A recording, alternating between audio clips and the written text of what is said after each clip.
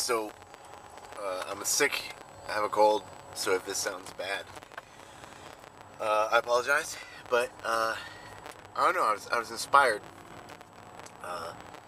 An author, his name's Robert Capko, he's, written, 2 books about Pararescue, has graciously spoke with me lately, and,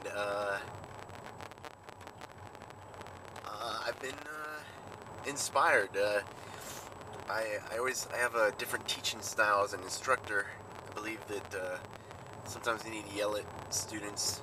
Sometimes you need to give them a stern looking at. Sometimes, maybe you just need to use that command present type voice and speak to them. And because everybody learns differently. Some people need to do it. Some people can see it. Some people seeing it, doing it, writing it, still don't get it. Everybody learns differently, and I myself think that I am a rock. I'm a moderately smart rock, but there are some concepts.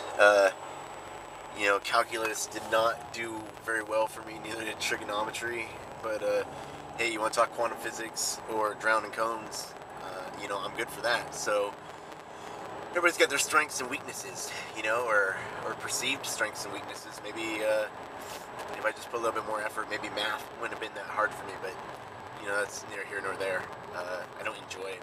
I enjoy some math, like calculating wave heights, or, how many drinks per hour I can do, but, trying to figure out the angle of the dangle, not really in it for me. So, I just give me a million cones in front of me, and I'll decimate all 1,000,000 of them. That's my math,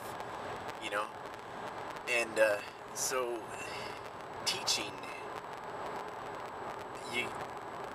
well, first you need to know what you're talking about, And you guys know it's like somebody's out there and they're talking, and I wish I was going to Florida tonight.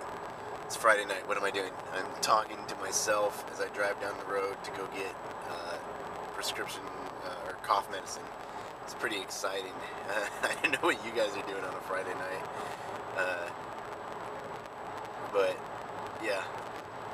So when someone's trying to teach you something, or maybe your parents are talking to you, your teachers, and they don't know what they're talking about, or you don't think they know what they're talking about.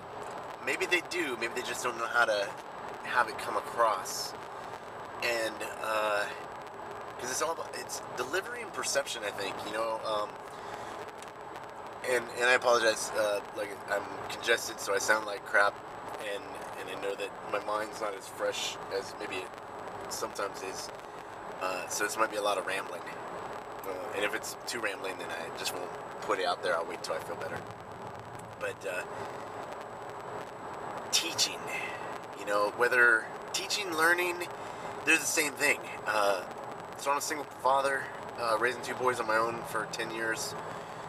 They're now 13 and 11, so they were about 2.5 and 6 months old when we started. And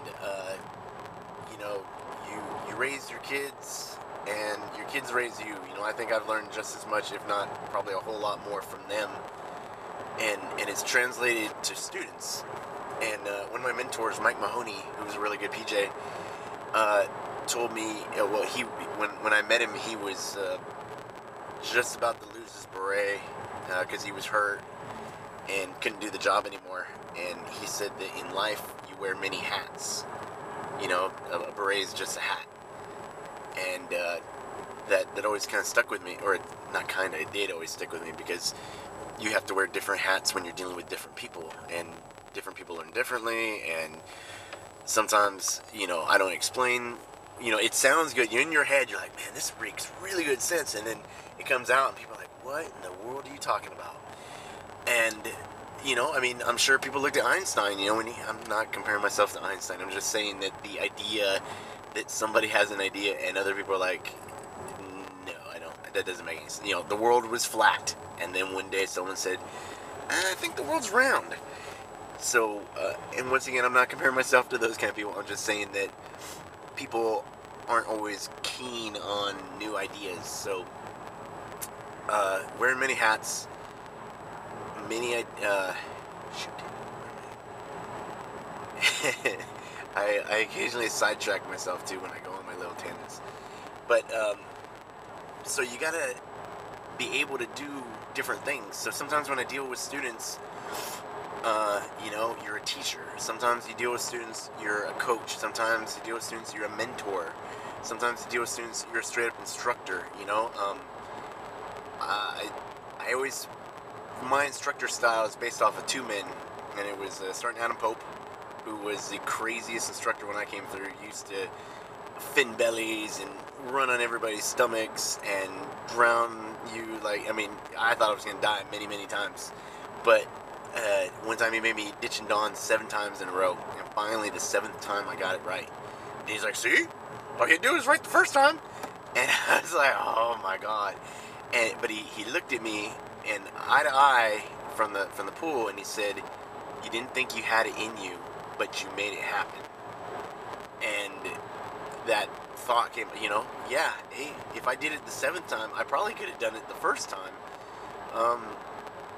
And in my defense, I felt like it did. Anyway, students would say, "Oh, I did it right," you know.